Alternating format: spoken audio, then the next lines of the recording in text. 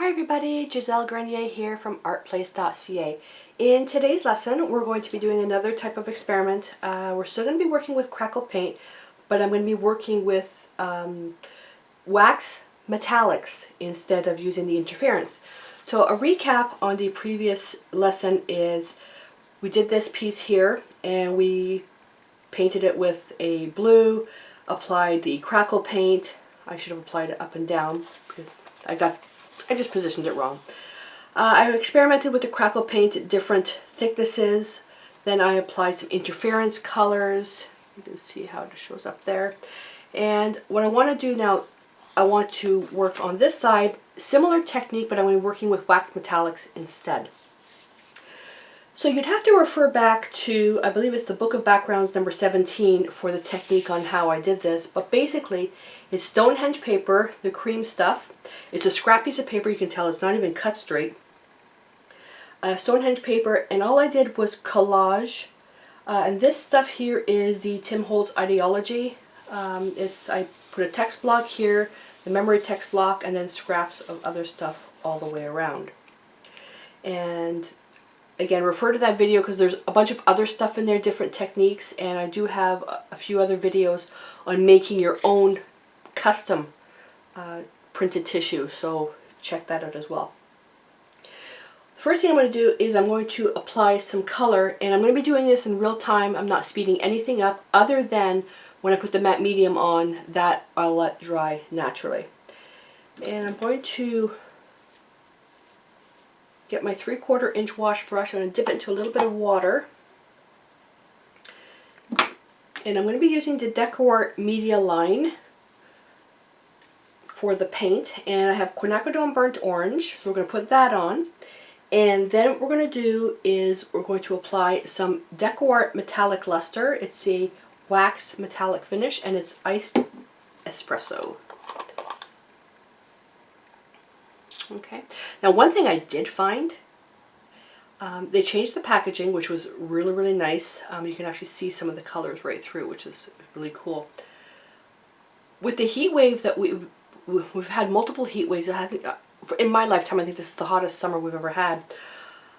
When you seal these, you have to seal them. Okay. I didn't seal one container. I kind of left it halfway. I was in a rush. And everything dried out. Now this was last year, and this year I opened it up and it was hard as a rock, but you can add water to it and make it water soluble, so I was still able to reuse it.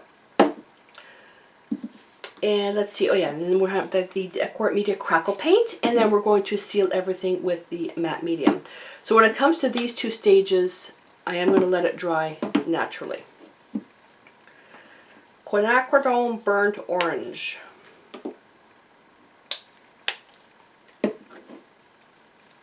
And when applying the paint, it's very, very transparent. Very, very transparent. You can also come back if you really want to minimize the effect of the text, because this is just a background.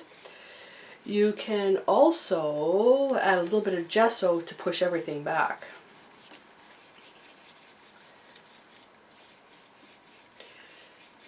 And if you don't have any printed tissue, I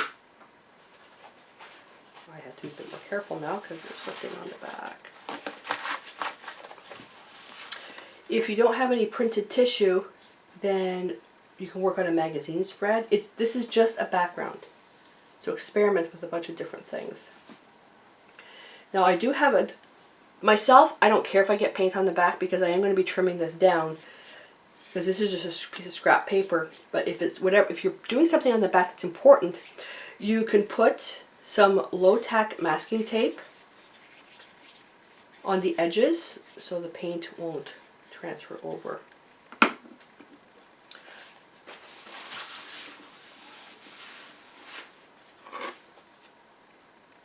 Yeah, I got a little bit there. I actually don't mind that. All right. So I'm going to add a bit of a dark patch in here.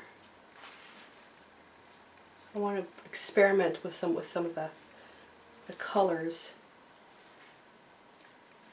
in multiple layers to see what kind of effect I get. Although this is transparent, the more layers you put on, the more opaque it becomes. If for quinacridone burnt orange, you'd have to put a ton of layers on. But you can see already that it's getting a bit darker. We have some nice texture in there. I don't want to waste the paint. Alrighty. And I have to say, I am loving my unstick mat. I don't get paid to mention their name, but I love this mat. It is freaking huge. Loving it. I'm loving it. Alrighty. So while this dries, so this, if I smell it, you know, it smells like Play-Doh. I don't know if that's maybe my allergies kicking in. It smells, I love the smell. It smells like Play-Doh. You could apply this with a soft cloth. I've also experimented with applying it with a tiny little stencil brush. I've done that. And so there's different ways. I'm going to try this time with my number 8 Bristle Bright, and I really found, no, that one's not, that's too big. Where is it? There it is, this one here. This is the Clear Choice stencil brushes. This is it's a long flat, and it creates some really nice techniques. I think I might try that one as well. I'm going to hit this with the heat gun.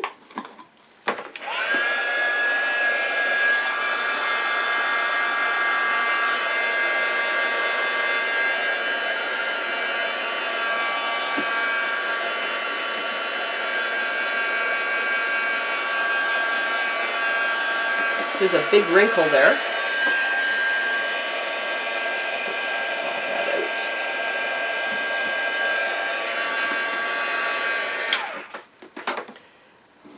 There we go.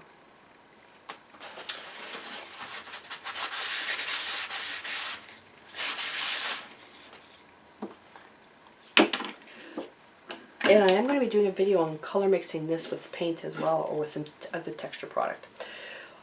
I have a habit of going directly into the pot. You shouldn't, because you're going to contaminate things. So just going to, and it's, think of it like butter. Butter, butter, butter, butter. I'm flattening it out. So I'll try with this one first. And I'm just going to load the tip of the brush. Let me get some white paper so you can see. There we go. The tip of the brush, and just skimming the top, and what I'm doing is finding the right pressure point. It's going to be different for everybody. And all I'm doing is just getting something very subtle. So the number 8 bristle brush, from what I'm gathering, on this particular surface, because there's not a lot of texture here. Here will be a different story. It'll grab everything. Because it's such a smooth surface, it's good for covering a large area. Okay, so I was able to apply this to a much larger area. If I want to get into some little detail, I'm going to use a little stencil brush. Now I'm using this little stencil brush only because it works. But in the bristle line, this is the only brush I have. I am going to get some of these smaller bristle brushes. I have a ton of bristle, but they're all the very high-end brushes. I don't want to ruin them with mixed media. They're for my commercial work. There we go. Look at that. It's almost like you can draw with it. Not going to worry too much about the edges, because I am trimming this down. And I can highlight certain areas, and I can apply this as hard or as light as I want.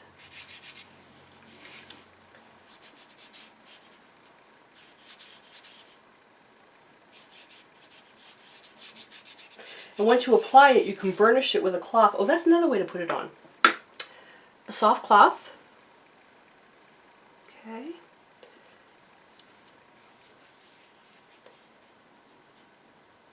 grab it. This kind of part doesn't have any. Let's do it. Let's do over here. And it goes on in a completely different way. Once you put it on and burnish it, it becomes permanent. Think of like wax on, wax off.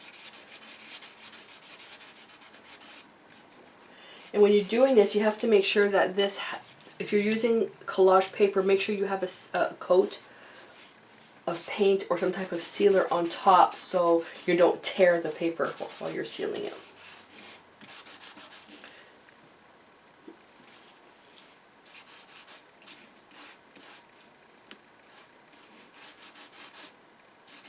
Okay. That's a bit too much. Okay, so what am I going to do? Well, I'm not going to panic. Personally, myself, I would just leave it, but I can take some water. Because it hasn't dried yet, I can take some water and remove it.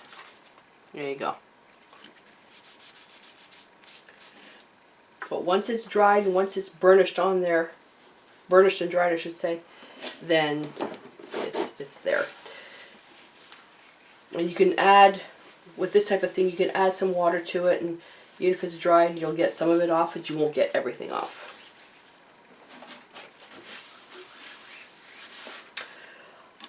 Okie dokie smoky.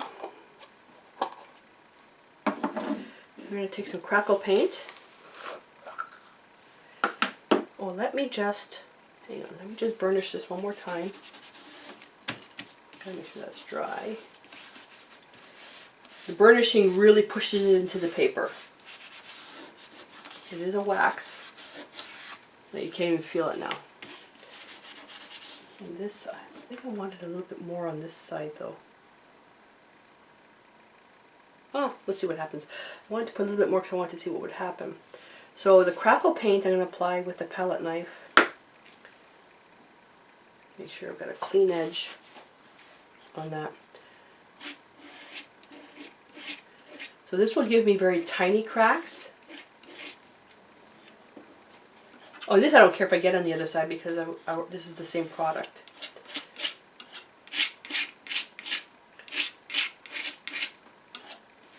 And it is going to dry like this. So remember, this is a background. I'm not worried about going towards the edge because I am going to trim this down.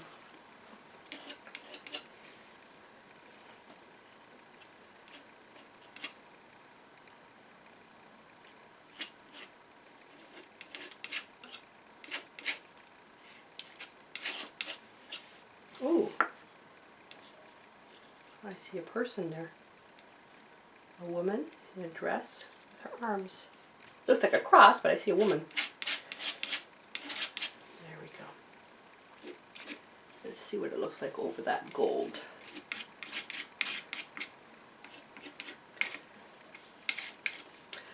Alrighty, we'll see what that does.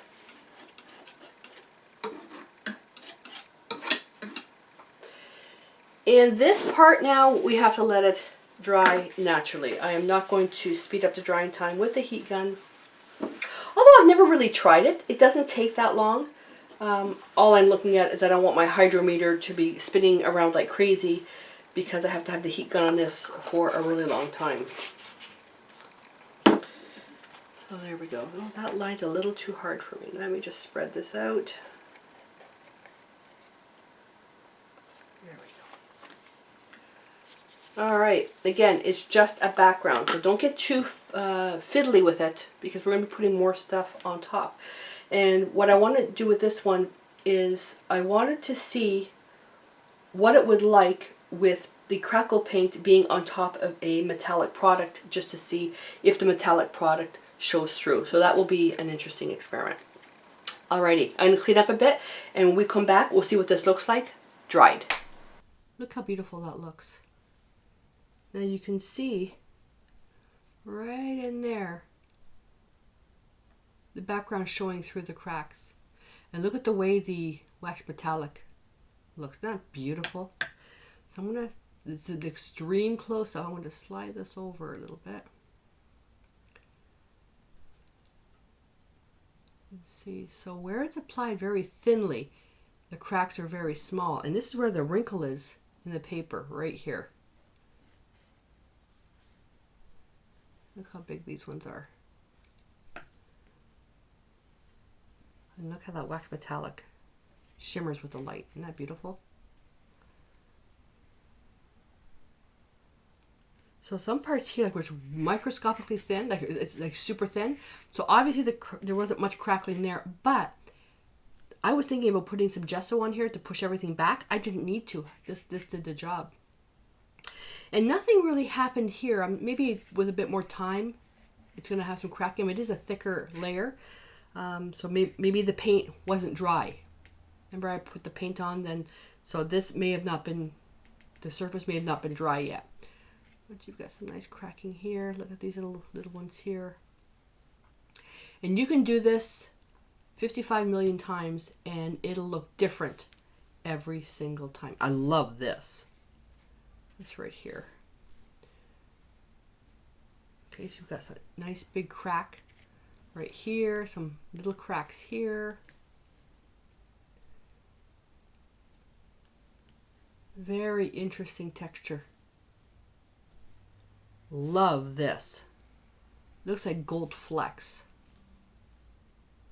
Isn't that beautiful?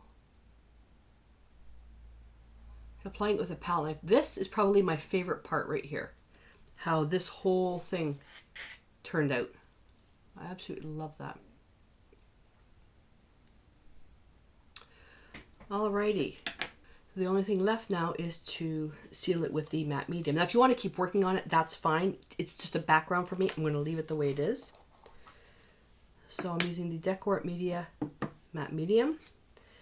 And yeah, I'll just use I keep doing that. And I'm just going to apply a thin layer on here. Now, ideally, if this may have been because the background wasn't dry, I would let this sit for about an hour and then come back and see. This sat for about a half an hour, which isn't too bad. But usually I let these pieces sit overnight when I'm doing any type of crackling. So I've already thought of another project to do. And this one will take a lot of drying time. This one's going to take about 24 hours of drying time. And so I'll be doing them simultaneously. Working one project, put it to dry, do another project, put it to dry, and then continue on the next day. DecoArt has a product called One Step Crackle. It's not white, it's translucent. And I'll have to, when we do that video, I'll show you a project I did with that One Step Crackle where it didn't turn out and I ended up upcycling it to a formal painting, which I use as a pochade, the quick study, for an actual formal painting that sold. So there we go. So that's it. And the matte medium, you can heat set this, but I let this air dry. It'll be dry, workable in about 15-20 minutes because it's a very thin layer. But if you're sealing it to finish it and you're going to leave it, let it sit for 24 hours before you actually put it in your book or close your journal page. Just the better protected your stuff is, the longer it will last. And we all hate pages that stick together. So make sure that you give your products a good amount of time to dry. So I hope that you enjoyed this, and I would love to see your pictures of the work that you've created based on the book of backgrounds, or actually any of my designs. I would love it if you would share it with me. If you don't want to post it publicly, please email it to me or drop into our private Facebook group. It's a free group made up of artists of all levels, and you can post it there. Information to both are available at my website at artplace.ca. So I'm going to clean up my table. I'm going to put this in my drying rack, and I'm going to get ready for the next project, which will take a bit of a different turn as to what we've been doing with the Crackle paint. So until I see you, stay inspired.